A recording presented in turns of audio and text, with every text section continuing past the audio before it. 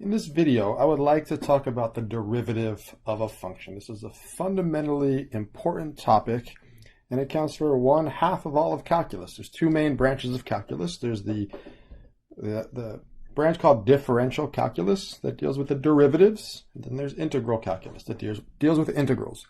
So in this video, we're going to be talking about the derivative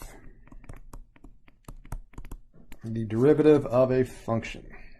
And I'm going to take a visual or a graphical approach.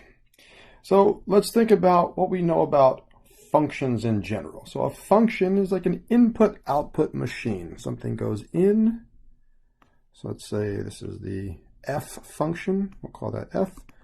So an x value goes in, and out comes a y value, for example. If our function is, I don't know, f of x equals, let's use x squared. If f of x is x squared, then if x is equal to 3, then if 3 goes into the function squares the input, so squares the 3, and out pops y equals 9. And so on the graph, so if we were to graph this function, f of x equals x squared, it looks like, we should be hopefully familiar with the graph of x squared is a parabola centered or with vertex at the origin. So it looks something like this. And when x is equal to 3, y is equal to let's put this here. Maybe we'll make this a little bit longer. Okay, when x is equal to 3, y is equal to 9, and so we have this point 3, 9. So a function, if we're talking about the graph of a function, or we're talking about a function visually, a function generates points, generates ordered pairs. Now, what the derivative of a function tells us is not a point on the graph, but it tells us something about how the graph is changing at a point. So a derivative is another function itself. So the derivative of a function is some other function that tells you something about the original function. So what I mean by that is, if we have the derivative of the function f. So you have to start with a function. So the derivative of a function. So you're starting with a function, and once you specify a given function, you could talk about its derivative. Now, the notation for derivative, before I get too deep into this, the notation, well, we have a function and we have its derivative. So our notation for a function is f of x, and the notation for the derivative of that function is f prime of x. And we also, instead of using function notation, we could use equation notation, and instead of f of x, we could use y. So the derivative of y is y prime. And there's also a couple other notations, dy over dx, or, I don't want to put that there, it looks like another prime, dy over dx, or dx of y.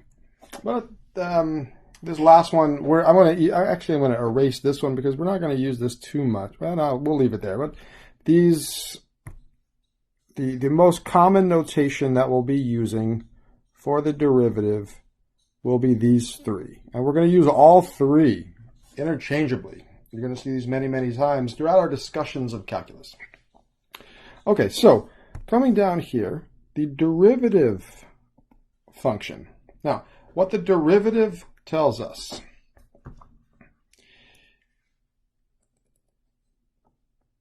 an x value goes in, and what comes out is not a y value.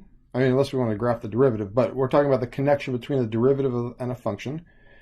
What comes out, and I typed this so I didn't have to write it all. What comes out is the slope of the line that's tangent to the graph of f of x at that given x value. So now what that means, so let's sort of unpack this and talk about what it means relative to this particular example. The derivative f prime of x, well, I'm not going to discuss how to come up with this in this particular video, but the derivative of x squared is 2x, and we'll talk about that in a separate video. But right now I just want to talk about the connection between a function and its derivative. So the function is x squared, the derivative is 2x. Okay, so if we plugged in again x equals 3 into our derivative, what comes out is m equals 6. So the derivative is 2x, so it takes the input value, multiplies it by 2, and that's the output. It's the slope of the line tangent to the original function. The original function here was f of x equals x squared. So what the derivative is telling us is that on the graph of f of x equals x squared, on this parabola, when x is equal to 3, there is a tangent line, a line tangent to the graph, meaning it hits the graph in one point but doesn't pass through it, and the slope of this line is 6. And that's what the derivative is telling us. Let me change this to green so it aligns with what's in the diagram. If x equals 3 goes into the derivative, f prime of x equals 2x, out comes the slope of 6. And that is what the derivative of a function tells us about the original function.